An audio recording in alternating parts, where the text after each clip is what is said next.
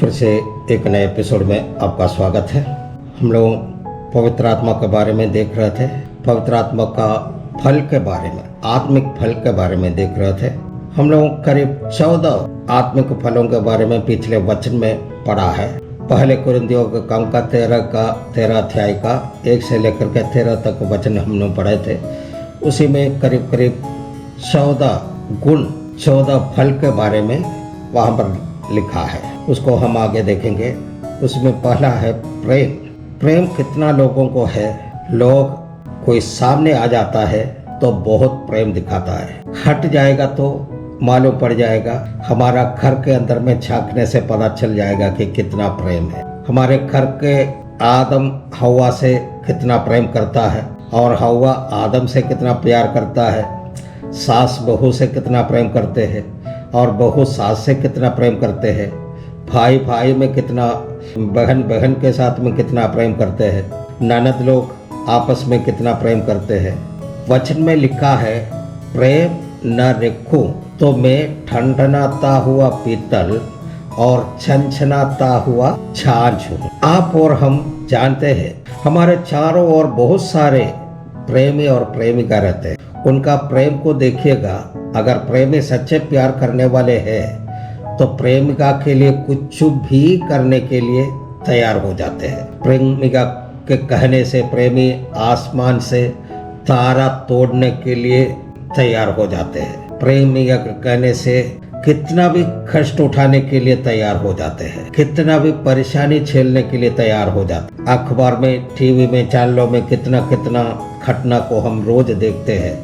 प्रेमिका के लिए कुआं में कूद जाते हैं, आत्महत्या कर लेते हैं, मरने और मारने के लिए तैयार हो जाते हैं। दूसरा है आनंद। साधारण लोग ये समझता है कि खुशी और आनंद एक ही है। नहीं, ये दोनों में बहुत अंतर है।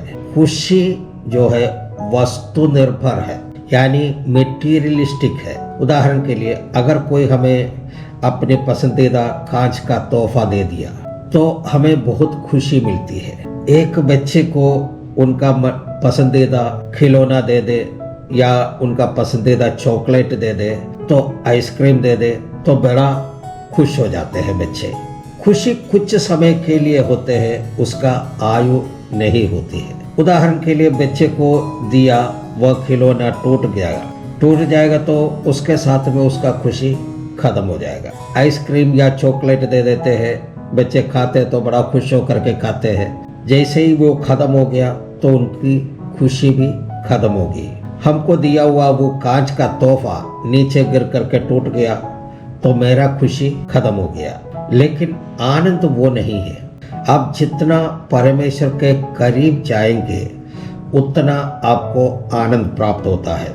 आनंद परमेश्वर की ओर से आते हैं। जितने आप आत्मा में भरपूर होंगे उतना आनंद आप महसूस करेंगे। तीसरा है मेल।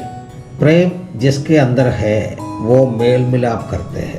हम साधारण रीति से अपनों से मेल मिलाप रखते हैं और उससे हम प्रेम भी करते हैं। अपने दोस्त यार से मेल मिलाप रखते हैं, नहीं तो जिससे हमें लाभ पहुंचता है उससे मेल मिलाप रखते हैं और उन्हें प्रेम करते हैं। लेकिन परमेश्वर हमें सिखाता है सबसे प्रेम करना है, यहाँ तक कि दुश्मनों से भी प्रेम करना है और उनसे मेल मिलाप रखना है। ये एक साधारण व्यक्ति के लिए असंभव बात है। दुश्मनों से क्षमा मांगना, उनसे मेल मिलाप करना तो छोड़, उनसे बात करना भी हम नहीं चाहते। हम सोचते हैं मेरे साथ इतना बड़ा धोखा करने वाले के साथ, मेरे साथ इतना बड़ा अन्याय करने वाले के साथ, मेरे परिवार को खत्म करने वाले के साथ, हमारा बिजनेस को नष्ट करने वाले के साथ में कैसे मेल मिलाप में रह सकता है।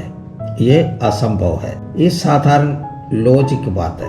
हमसे जो जैसे व्यवहार करेंगे हम भी वैसे व्यवहार करेंगे।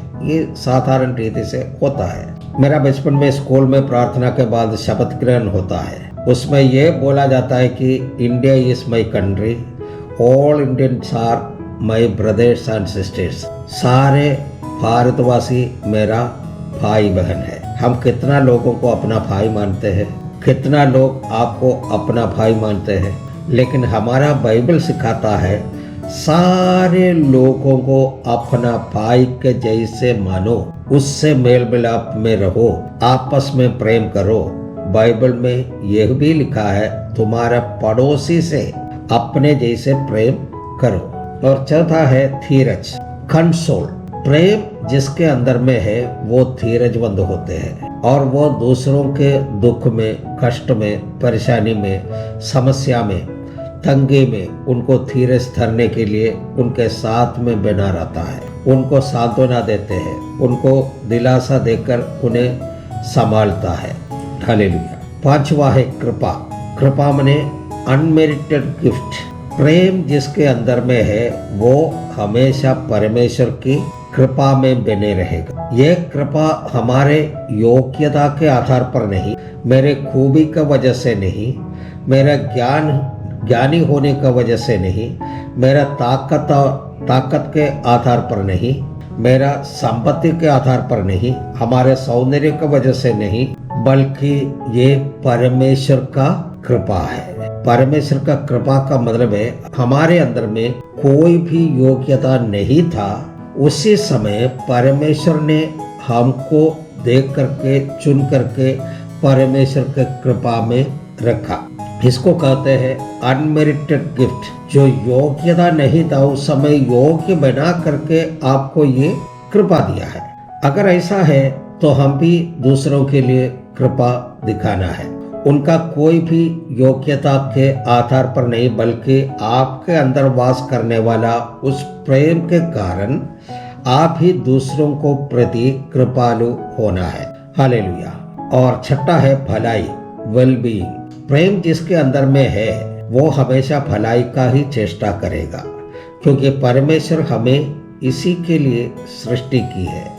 जैसे परमेश्वर का वचन में लिखा है, एफेसियों का 2:10 में लिखा है, क्योंकि हम उसके बनाए हुए हैं और मसीह यीशु में उन भले कामों के लिए सृजे गए हैं जिन्हें परमेश्वर ने पहले से हमारे करने के लिए तैयार किया है। हालेलुया। तो हमको भलाई करने के लिए ही परमेश्वर ने इस धरती पर रखा है, इस जगह पर रखा है। और सातवां है विश्वास, फेथ। प्रेम जिसके अंदर में है वो हमेशा विश्वास में स्थिर रहेगा।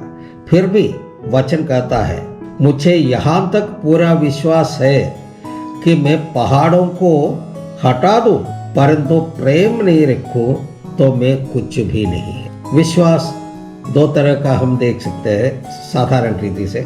एक साधारण विश्वास है जो हमें जीने के लिए सहायता करता है। उदाहरण के लिए आपने मेरा प्रचार सुनने के लिए या टीवी के सामने, लैपटॉप के सामने, मोबाइल के सामने लेकर के बैठा है। आप जहाँ बैठा है आप उस जगह को, उस कुर्सी को जांचा नहीं है, कोई इसमें पिन या कांटा तो लगा नहीं रखा है, आप सीधे जाकर के उस कुर्सी पर या उस जगह पर बैठ गया। दूसरा उदाहरण, आप 2 तारीख को अपने ऑफिस में विश्वास के साथ में जाता है, आज पगार मिल जाएगा।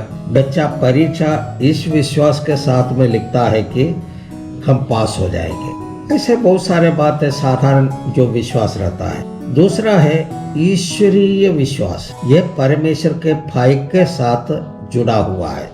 परमेश्वर का वचन कहता है, इब्रानियों का किताब का 11 अध्याय उसका 6 वचन में लिखा है, और विश्वास बिना उससे प्रसन्न करना अनहोना है, क्योंकि परमेश्वर के पास आने वाले को विश्वास करना चाहिए कि वो है और अपने खोजने वालों को प्रतिफल भी देता है। ये एक बहुत बड़ी विषय है। इसके बारे में इस बाइबल अध्ययन के या ऐसे ही आरंभ के कुछ एपिसोड में बताया गया है, और जैसे जैसे हम आगे बढ़ते रहेंगे विश्वास के बारे में और भी जानकारी आपको मिलती रहेगी। 8वां है नम्रता, विनय, सावधानी। प्रेम जिसके अंदर में है वो नम्र व्यक्ति होंगे। अंग्रेज में इसे बोल सकता है knowing how to avoid embarrassment और distress and handling of situation. उसी में अंग्रेजी में इसका पर्याय दिया हुआ है modesty, meekness, refinement, decentness, intelligence, prudence, attentiveness, thoughtfulness वगैरह वगैरह। वो व्यक्ति विनयपूर्वक सावधानी के साथ कितना भी बड़ी समस्या हो, हर परिस्थिति में उस सिचुएशन को सामना करेगा और उसे सुलझाएगा। और नौवा है संयम। प्रेम जिसके अंदर में है वो हर एक कार्य को संयम के साथ करेगा। प्रेम के बारे में बाइबल क्या कहते हैं, एक बार और उसे पढ़कर आपको सुनाना चाहते हैं। कुरिन्थी पहला अध्याय का 13 से लेकर के 13 तक का वचन। यदि मैं मनुष्यों और स्वर्गदूतों की बोलियां बोलूं और प्रेम न रखूं, तो मैं ठंडनाता हुआ पीतल और छनछनाती हुई छाछ हूं।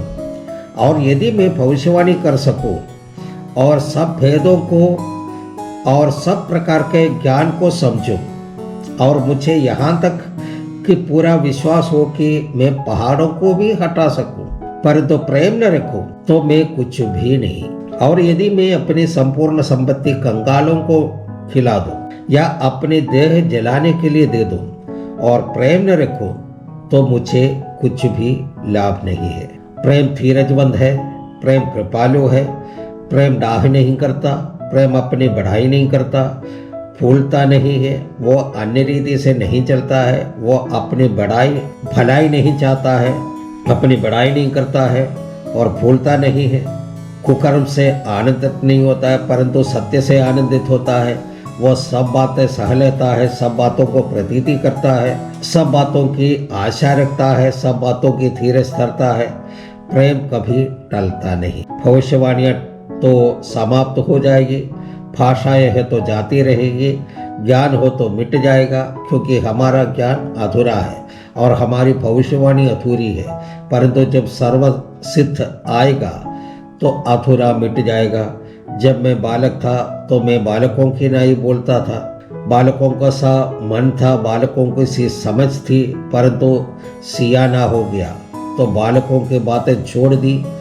अब हम दर्पण में धुंधला सा दिखाई देता, परंतु उस समय आमने सामने देखेंगे। इस समय मेरा ज्ञान अधूरा है, परंतु उस समय ऐसी पूरी रीति से पहचानूंगा जैसा मैं पहचान गया हूँ। पर अब विश्वास, आशा, प्रेम ये तीनों स्थायी है, पर इनमें सबसे बड़ा प्रेम है। हालेलुया। इसके साथ में यहीं पर समाप्त करते हैं। सबको धन्यवाद, सबको जय मसीह।